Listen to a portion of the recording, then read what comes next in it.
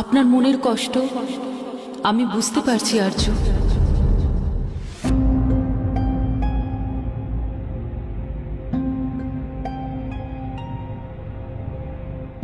এই নিন আর্য, আপনি ভোজন করে নিন।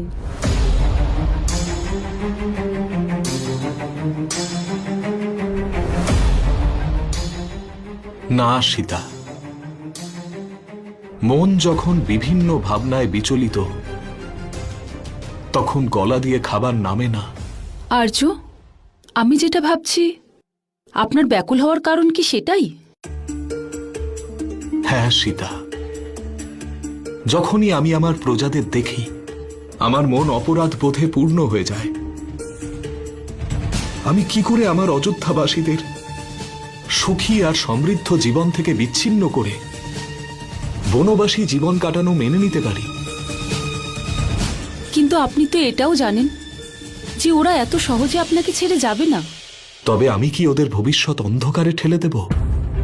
অন্ধকার অনেক সময় সমস্যা হয়ে দাঁড়ায়, আবার এই অন্ধকারই অনেক সময় সমস্যার সমাধান নিয়ে আসে। ব্যাধি দূর করার জন্য কখনো কখনো তেতো ঔষধও খেতে হয়।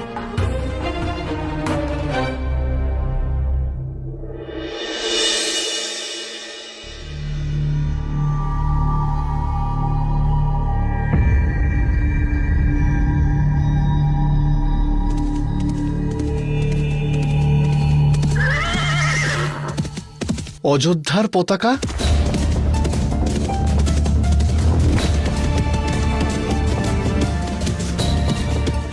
শ্রীরাম কোথায়? মহারানী কৈকেয়ীর সংবাদ জানাতে এসেছি ওনাকে। কোনো প্রয়োজন নেই রানী কৈকেয়ীর কোনো রকম সংবাদ জানানোর, কারণ ওনার কারণেই শ্রীরামকে কষ্ট ভোগ করতে হবে। সংবাদ শুভ, মহারানী কৈকেয়ী শ্রীরামকে মহলে ফিরে যেতে বলেছেন। চলো এই শুভ সংবাদ প্রভু শ্রীরামকে দিই। চলো চলো। মা, এবার নিশ্চয়ই শ্রীরাম অযোধ্যায় ফিরে যাবেন। হ্যাঁ পুত্র, এখন আমরা সবাই ওনার সাথে অযোধ্যাতেই থাকবো। আরে শ্রীরাম কোথায় চলে গেলেন?